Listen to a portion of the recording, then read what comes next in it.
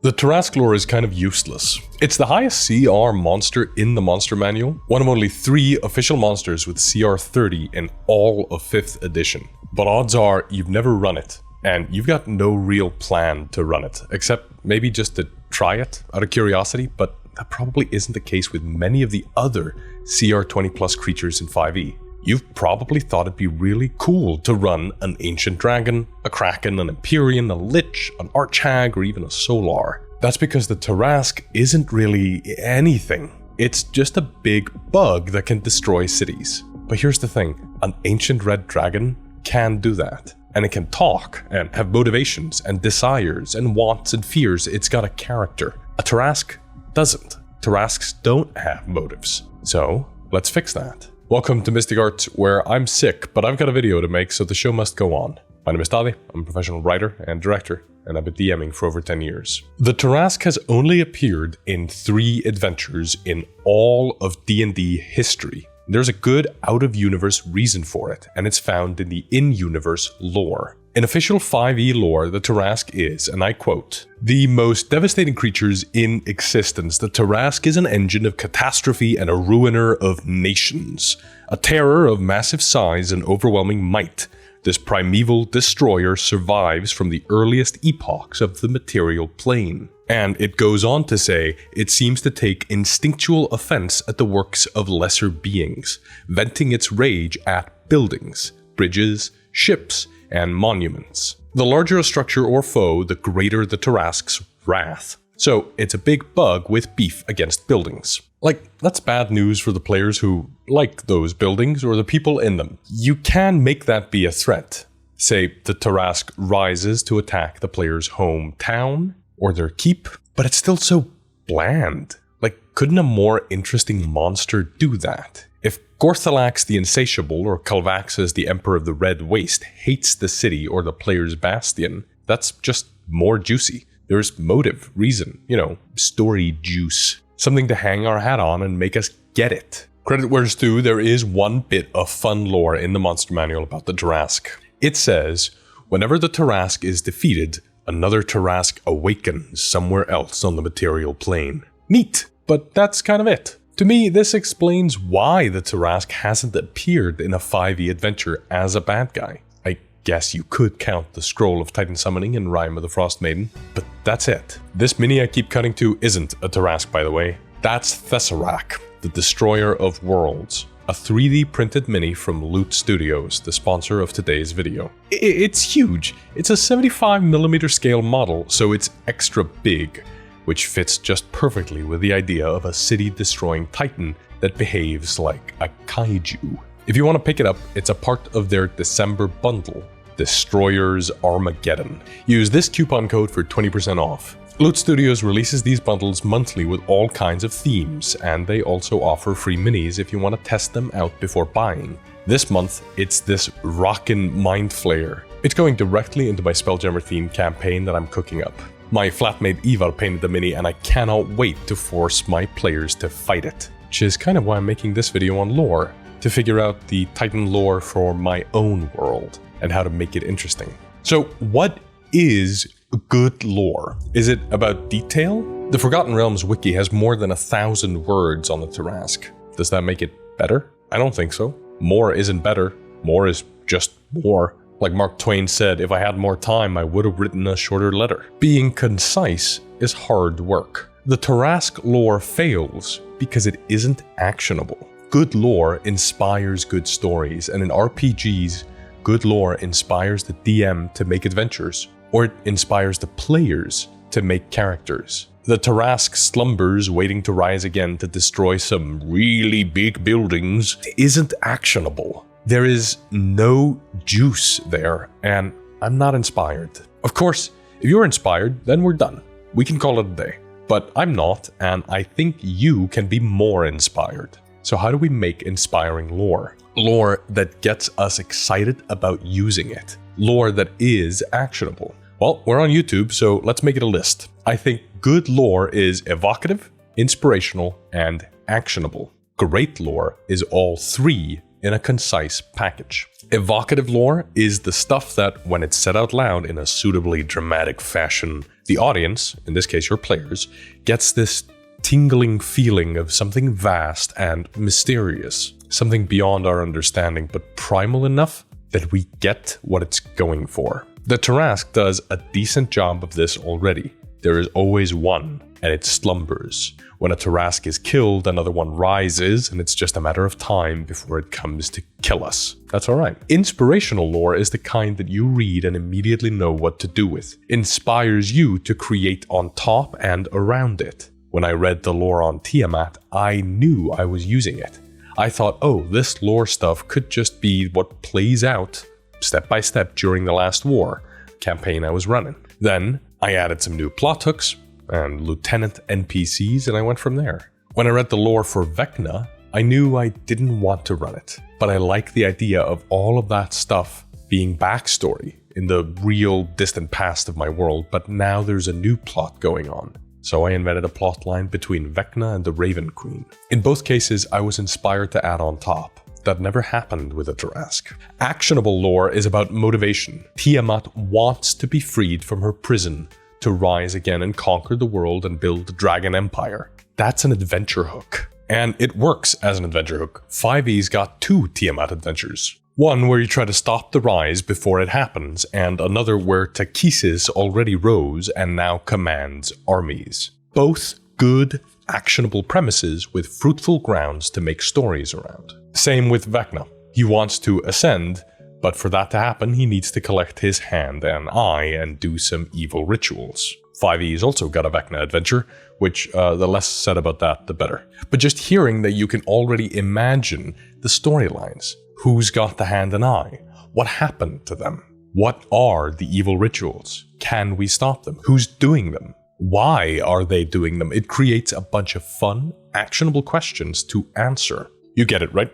Good lore is inspiring good stories. Reading the lore, I understand how to turn it into an adventure. It's an ingredient I can cook with. Tarrasque has never done that for me, so I made new lore for them. During the Age of Dusk in the Edenican period, the war between magic and song was ended when the Ascended mastered the Purge, an artifact that could level nations with a single spell. Thousands of square miles were annihilated in the blink of an eye, and large swaths of Mythaland became the Purge lands. Uninhabitable wastelands where nothing grows, and magic is aberrant. The gardens of Edenica and the Sun Forges were annihilated, and the dragons that inhabited the old empire were twisted forevermore, turned into flightless beasts of anti-magic.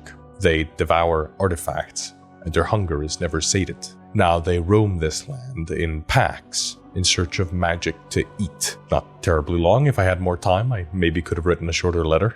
I didn't mention the part where if you cast any spell in the Purge lands, I roll randomly for which spell is actually cast.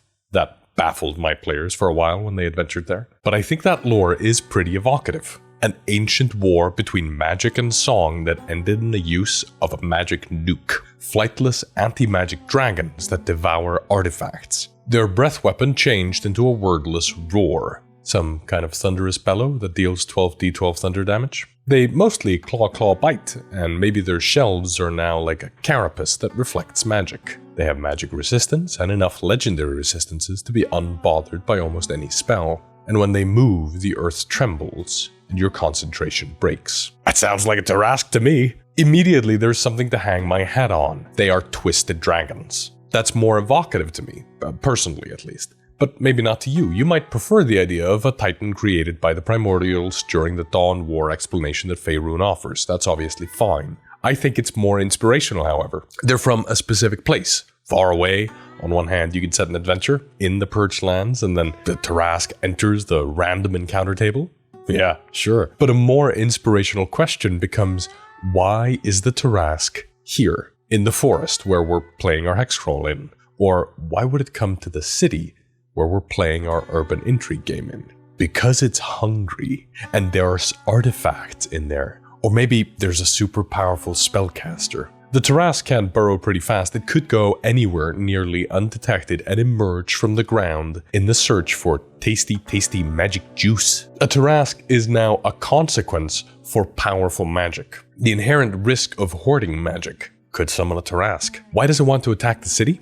Well, because the city's elite have vaults of artifacts they hoard in case of war. Why does it want to annihilate buildings? To get the magic inside, like cracking Kinder eggs and eating the goodies. It's a siege monster after all. So you know the 2d12 thunderous bellow? Yeah, that does double damage to buildings, right? It just screeches, blows up buildings. We can take it a step further. Artifacts, by the rules, can only be destroyed in one way. The way is listed on the item. That's what makes something an artifact, the unique way they can only be destroyed. On the hand and eye of Vecna, it says, if the eye of Vecna and the hand of Vecna are both attached to the same creature, and that creature is slain by the sword of Kas, both the eye and the hand burst into flame, turn to ash, and are destroyed. Any other attempt to destroy the eye or hand seems to work, but the artifact reappears in one of Vecna's many hidden vaults, where it waits to be rediscovered. Well, what if Tarrasques can eat artifacts? That's funny. What if that's the only other guaranteed way to destroy any artifact?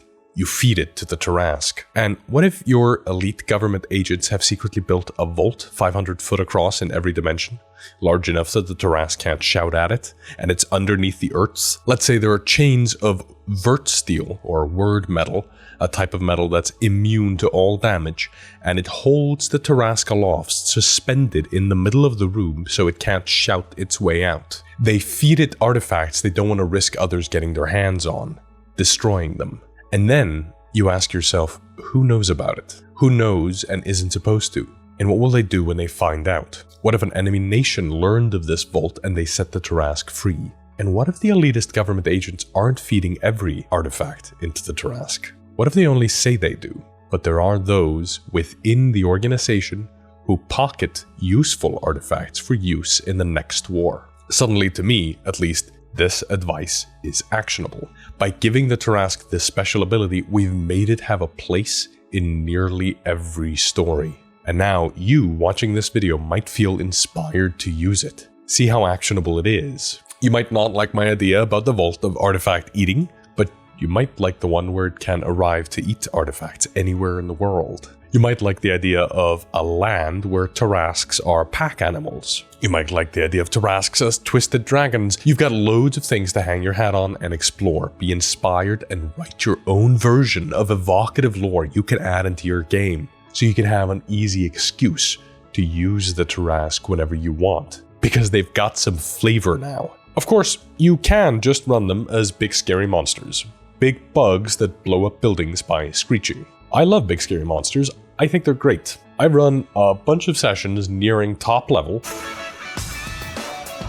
where the heroes were fighting massive, godlike beings of gargantuan size. Hell, in my recent adventure we made on stream together, Operation Short Fuse, the heroes were preparing to stop the Unmaker. One of the weapons they found was a scroll of Titan summoning that would have summoned the Elemental Cataclysm, a CR-22 gargantuan elemental. But that's kind of the extent of interest those kinds of monsters can provide to me. It's a big scary monstrosity. If summoned, it'll destroy a bunch of stuff. It's not exactly inspiring as anything more than a threat or a lose condition. If you fail to stop the Babig, they'll summon the unfeeling Titan that loves blowing stuff up and stepping on houses and eating the civilians. The way I see it, those monsters are more often than not just as useful as sort of an epilogue boss. You know, you defeat the Babig, and the eastern seaboard will no longer be sunk by flooding the San Andreas Fault. But in the wake of all that, an unfeeling monstrous Titan was summoned.